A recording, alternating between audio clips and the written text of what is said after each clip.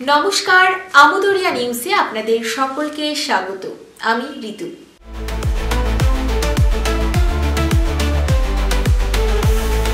আমুদরিয়া news, voice of the marginal.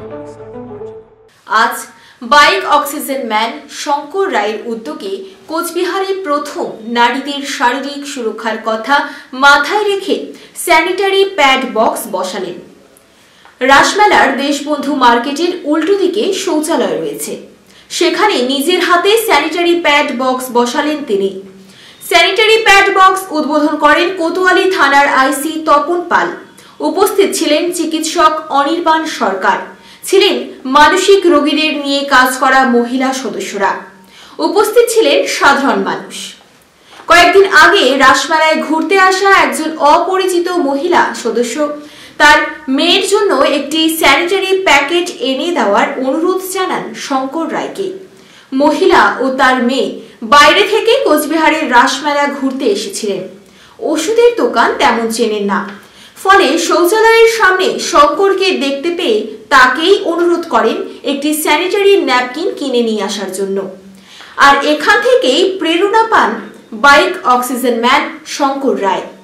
তিনি জানান, কোচবিহারে সরকারি এবং বেসরকারি শৌচালয়ে স্যানিটারি প্যাড বক্স বসানো হবে 1 মাসের মধ্যে।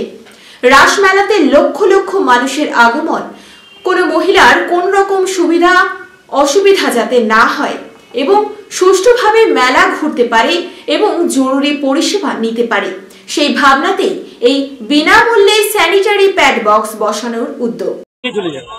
ছোট ছোট প্যাকেট থাকবে, এর ভিতরে রাখা থাকবে। এখান থেকে যাদের দরকার তারা এখান থেকে নিবে। হ্যাঁ, আমার যাদের দরকার নেই তারা রেখে দেবে। আর যদি কেউ ডোনেট করতে যায় তারা ডোনেট করতে পারবে। এটা আমাদের হ্যাঁ, এটা আমরা একটা বক্স করেছি। এর থেকে ছোট বক্স হবে ভিতরে। এটা বক্সটা নেওয়ার পরে এত বড় ডেমো করা হয়েছে। আর এই বক্সটা কালকে এই ওয়ালে লেগে যাবে, আর আরো সুবিধা হবে, পোস্টার আরও থাকবে। তার সাথে এই ছোটো ছোটো বক্সগুলো ভিতরে থাকবে। ভিতরে থাকলে কি আমার লেখাও থাকবে, ভিতরে মহিলাদের নিতে সুবিধা হবে। এর জন্য এই ধরনের কর্মসূচি 17 তারিখ একটা মহিলা আমাকে বলে, একটা ভাই প্যাড এনে দিবা, রাত্রি 11টা দোকান পাচ্ছ।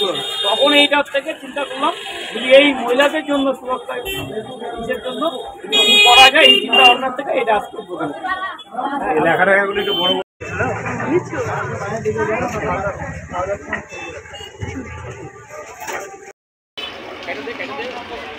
ছিল।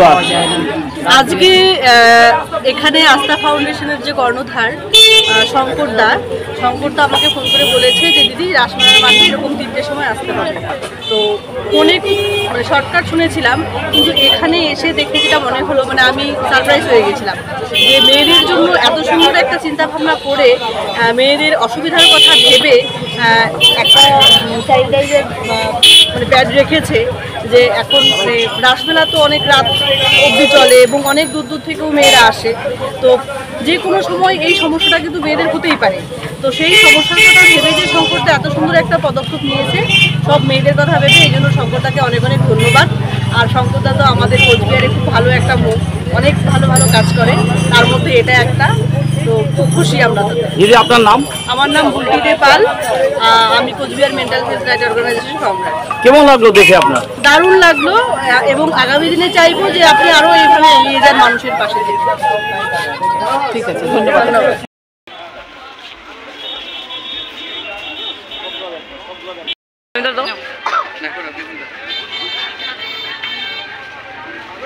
এখন এই পর্যন্তই, পরবর্তীতে ফিরবো অন্য খবর নিয়ে। ধন্যবাদ।